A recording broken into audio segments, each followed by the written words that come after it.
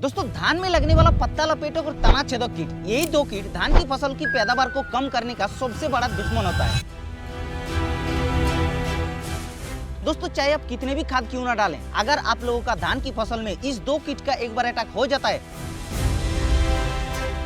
तो धान की फसल में ना बनेगा कल्ले और ना देगा आप लोगों का ज्यादा पैदावार। और इसीलिए इस दो कीट को कंट्रोल करना बहुत ही जरूरी है दोस्तों। और आज की वीडियो में हम यही दो कीट को कंट्रोल कैसे करेंगे वही आप लोगों को बताएंगे। और उसके साथ साथ लास्ट में हम कुछ ऐसा आधुनिक दवाई आप लोगों को आज हम शेयर करेंगे। उस दवाई को हम जैसा बताएंगे उस हिसाब से अगर आप लोग प्रयोग करते हैं तो मैं 100% गारंटी बता सकता हूं कि धान की फसल में शुरू से लेकर लास्ट तक आप लोगों का तना छेदक हो चाहे पत्ता लपेटक सुंडी हो, किसी भी कीट का एक भी प्रकोप देखने के लिए नहीं मिलेगा।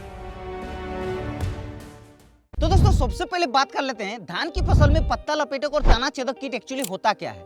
पत्ता लपेटक कीट या फिर तना छेदक कीट जो है ये एक्चुअली चूइंग पेस्ट है। मतलब क्या है, जैसे कि धान की फसल में पत्ता लपेटक बोला जा रहा है, यानी कि ये पत्ते के अंदर रहता है और पत्ते को ये खाता है, इसलिए इसको पत्ता लपेटक या फिर इंग्लिश में इसको लीफ फोल्डर बोला जाता है। और तना छेदक यानी कि तने के अंदर छेद करता है, तने को खोखला करता है, इसलिए इसको तना छेदक या फिर इंग्लिश में इसको स्टेम बोरर बोला जाता है। खाने वाला जितने भी सारे कीट होता है उसको चूइंग पेस्ट बोला जाता है। तो ये तो आप लोगों को समझ में आ गया। अब हम लोगों को ये समझना बहुत ही जरूरी है कि धान की फसल में पत्ता लपेटक या फिर तना छेदक कीट कब और कैसे प्रकोप होता है। तो ये कीट आप लोगों का नर्सरी स्टेज से लेकर के ग्रोथिंग स्टेज से लेकर के रिप्रोडक्टिव स्टेज तक आप लोगों का इस कीट का प्रकोप हो सकता है। आइए बात कर लेते हैं इस कीट का लाइफ साइकिल के बारे में, यानी कि इसका जीवन चक्र कैसे होता है। तो सबसे पहले धान की फसल में मादा जो होता है वो एक बार में 100 से लेकर के 200 अंडे देता है और उसके बाद वो जो अंडे है उससे लार्वा निकलता है और वही लार्वा पत्ते को 3 से 4 दिन तक खाते रहता है। और उसके बाद वो जो लार्वा है वो एकदम नीचे चला जाता है, यानी कि जो पानी होता है खेत के अंदर उस पानी के अंदर चला जाता है। और उसके अलावा वो धान के जो तने होता है उसके अंदर छेद करके वो घुस जाता है और तने का जो जाइलम और फ्लोएम होता है उसको काट देता है, जिससे क्या होता है कि नीचे से जो न्यूट्रिशन है वो ऊपर तक नहीं पहुंच पाता है। अगर इसका प्रकोप ग्रोथिंग स्टेज यानी कि वृद्धि अवस्था में हो जाता है तो फसल के अंदर कुछ ऐसा दिखाई देता है जिसको डेड हार्ट बोला जाता है। और अगर इसका प्रकोप धान की फसल का रिप्रोडक्टिव स्टेज में होता है तो धान की बलिया सफेद होने लगती है जिसको व्हाइट ईयर कहा जाता है। तो आइए अभी हम लोग बात कर लेते हैं धान की फसल में तना छेदक और पत्ता लपेटक सुंडी को कैसे हम लोग कंट्रोल कर सकते हैं। अगर एक बार धान की फसल में तना के अंदर कीट जो है वो प्रवेश कर लेता है, उसके बाद अगर हम लोग कोई भी दवा को छिड़काव करते हैं तो कीट के अंदर तक दवा पहुंच नहीं पाता है और इसीलिए सही तरीके से वो कंट्रोल नहीं होता है। तो आप लोगों को कीट का प्रकोप होने से पहले आप लोगों को कंट्रोल करना बहुत ही जरूरी है। तो अभी हम जिस हिसाब से बताएंगे उस हिसाब से अगर आप लोग प्रोसेस को फ्लो करते हैं तो निश्चित तौर पे धान की फसल में शुरू से लेकर लास्ट तक आप लोगों का ये जो कीट है यानी कि तना छेदक या फिर पत्ता लपेटक कीट है, इसका प्रकोप आप लोगों का धान की फसल में देखने को ही नहीं मिलेगा।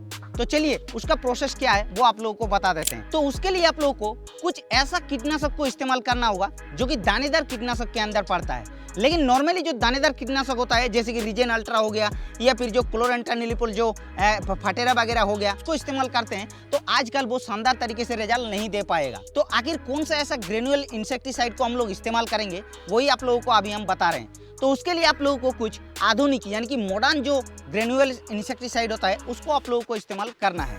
तो हम यहाँ पर 3 इंसेक्टिसाइड बता दे रहे हैं जो कि ग्रेनुअल्स के अंदर पड़ता है। इसको आप लोगों को कैसे इस्तेमाल करना है चलिए आप लोगों को बताते हैं। नंबर 1 सबसे पहला जो ग्रेनुअल इंसेक्टिसाइड के अंदर हम रख रहे हैं वो होता है फेटाजिन नाम का, जो कि बेस्ट एग्रो लाइफ कंपनी का आता है। इसके अंदर आप लोगों को क्लोरेंट्रानिलिप्रोल तो मिल ही रहा है, उसके साथ साथ आप लोगों को फिप्रोनिल भी मिल रहा है। और यही नहीं दोस्तों, उसके अलावा भी अगर आप लोगों को इसके अंदर इमामेक्टिन बेंजोएट मिल जाता है तो कितना बढ़िया हो जाता है। और जी हाँ दोस्तों, इसके अंदर इमामेक्टिन बेंजोएट भी दिया गया है और ये ट्रिपल एक्शन वाला कीटनाशक है और इसीलिए दोस्तों ये बहुत ही अच्छा है। एक नया इंसेक्टिसाइड के अंदर, आधुनिक इंसेक्टिसाइड के अंदर पड़ता है जो कि ग्रेनुअल्स के अंदर पड़ता है। तो इसको आप लोगों को कैसे इस्तेमाल करना है, 1 एकड़ में सिर्फ 3 किलोग्राम किसी भी खाद के साथ जब आप लोग धान की फसल की रोपाई करने के 10 से 12 दिन बाद यूरिया खाद डालते हैं उस समय पर ही आप लोगों को इस खाद को मिलाकर आप लोगों को इस्तेमाल करना है। तो अगर दोस्तों ये जो ग्रेनुअल्स इंसेक्टिसाइड बताया ये अगर आप लोगों को मार्केट में नहीं मिलता है तो आप लोग क्या करेंगे, तो उसके लिए आप लोग आदामा कंपनी का जो बेरोज नाम का एक दानेदार कीटनाशक आता है